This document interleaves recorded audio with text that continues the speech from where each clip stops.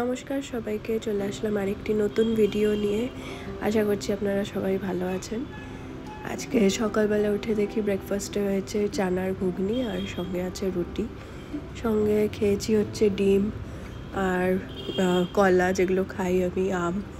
নিচে কাকি ফোন করে বললো যে ছোলা ভাটুরা হচ্ছে, কিন্তু আমার ততক্ষণে ব্রেকফাস্ট হয়ে গিয়েছিল। জিম থেকে আসছে, এই যে ছোলা ভাটুরা খাচ্ছে, সঙ্গে আছে আবার দুধ চা। কাকি বোনদের সাথে আড্ডা দিতে দিতে কখন লাঞ্চের টাইম হয়ে গেল বোঝাই যায় না। এই বাড়িতে সময় এমনভাবে কেটে যায়। আজকে লাঞ্চে আছে কাতল মাছ, ইলিশ মাছ আর বাঁধাকপি। তাড়াতাড়ি লাঞ্চটা করে নিয়ে ব্যাগ গুছানো শুরু করে দিলাম, কারণ আজকে আমার এই বাড়ি থেকে বিদায়ের পালা। আমি আজকে শ্বশুর বাড়ি চলে যাচ্ছি। বেশ অনেক দিন থাকলাম, 1 মাসের মতো, অলমোস্ট 1 মাসই বলতে পারেন। কিন্তু মানে অনেক দিন পর আমি এত লম্বা থাকলাম আমার বাবার বাড়িতে। বাবার বাড়ি শ্বশুর বাড়ি কাছাকাছি হওয়াতে না বেশি দিন থাকা যায় না। অন্যবার আসলে হয়তো খুব লম্বা আমি থাকছি এখানে 1 সপ্তাহ, এবারই আমি পুরো 1 মাস থাকলাম। খুব ভালো লেগেছে এখানে এত দিন ধরে থেকে, সবার অভ্যাসও হয়ে গিয়েছে। ব্যাগ গোছানোর পর একটা ভালো ঘুম দিয়েছি। ঘুম থেকে উঠে যখন অর্ণবের ফোন আসলো, তারপর উঠে রেডি হয়ে নিলাম। এই হলো, চলে আসলাম আমি আমার শ্বশুর বাড়িতে 1 মাস পর। আসার পর দেখি অর্ণব আমার জন্য একটা পেস্ট্রি এনে রেখেছে। ওই পেস্ট্রিটা খাচ্ছি আমি ঘুরে ঘুরে। পেস্ট্রি না ঠিক, ও ব্রাউনি টাইপের কিছু একটা এনেছিল, ওটা খাচ্ছিলাম।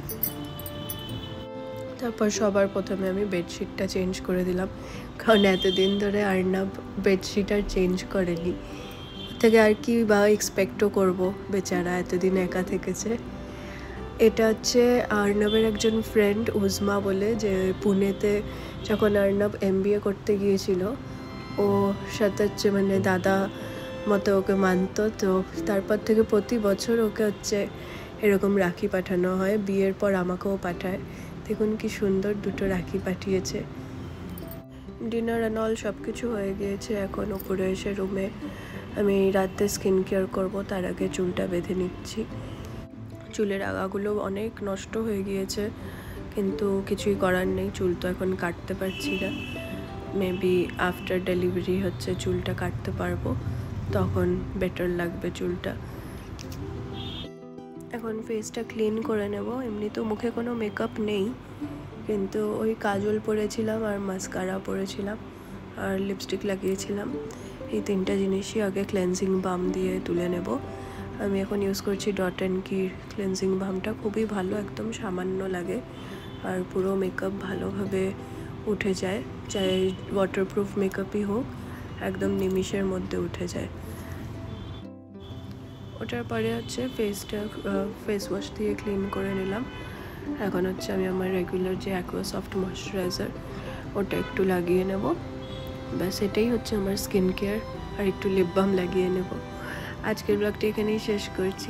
আশা করছি আপনাদের আজকের এই ছোট্ট ব্লগটি দেখতে ভীষণ ভালো লাগলো।